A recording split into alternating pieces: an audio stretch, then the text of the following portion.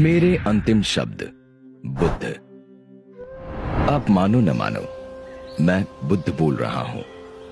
मुझे अच्छी तरह याद है, मेरी तबीयत बुरी तरह बिगड़ गई थी। मुझे समझ आ ही गया था कि वो मेरी अंतिम सांसें चल रही हैं। उस समय 25 वर्षों से मेरे साथ रह रहा मेरा शिष्य आनंद भी मेरे साथ था। निश्चित ही मेरी ये हालत देख वो बहुत दुखी हो गया था। इधर उसका ये हाल देख मैं आश्चर्यचकित था कि यदि उसे सिर्फ मेरी संभावित मृत्यु से इस कदर दुख पकड़ रहा है, तो फिर उसने जीवन भर मुझसे सीखा क्या? मेरे साथ 25 वर्ष रहने वाले शिष्य तक का यदि दुख से छुटकारा नहीं हुआ है, तो फिर बाकियों ने मुझसे क्या ग्रहण किया होगा? और मजा ये कि अभी मैं इस आश्चर्य से बाहर आया भी नहीं था कि आनंद ने मुझे दूसरे आश्चर्य में डाल दिया। उसने मुझसे पूछा, मुझे ऐसा सत्य दीजिए कि मेरा हमेशा के लिए उद्धार हो जाए। अब मैंने क्या जीवन भर असत्य कहा था, जो अंतिम वक्त कोई महान सत्य अपने प्रिय शिष्य को देकर जाता? और फिर मैं किसी को सत्य देने वाला कौन? मैं तो सिर्फ राह दिखा सकता हूं। बाकी तो सही मार्ग पर चलकर सत्य मनुष्य को स्वयं पाना होता है।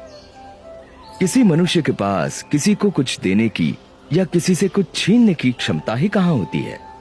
सो मैंने उससे कहा, भाई आनंद, अप्पदीपो भव, यानी अपने दीप स्वयं बनो।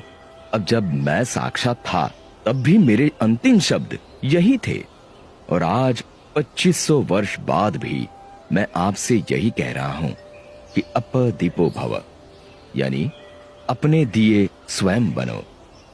और सच कहूं तो ये मेरे मुख से निकले तमाम शब्दों और व्यवहारों का सार है।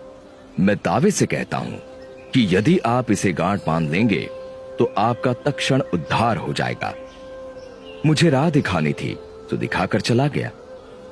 अब उस राह पर चलकर अपना सत्य आपको पाना है। इसमें मैं कुछ और नहीं कर सकता।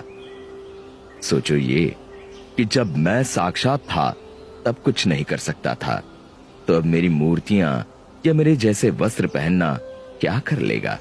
सो इन सब नौटंकियों से छूटो और स्वयं को भ्रम में डालने से बचो। सीधे सीधे मेरे बताए मार्ग पर चलकर अपने जीवन का सत्य खोजने में लग जाओ। विश्वास जानो कि अपने द्वारा अपना उद्धार करने के अलावा तुम्हारे पास अन्य कोई मार्ग नहीं। आपको अपना दीप बनकर अपने को रोशन स्वयं ही करना पड़ेगा।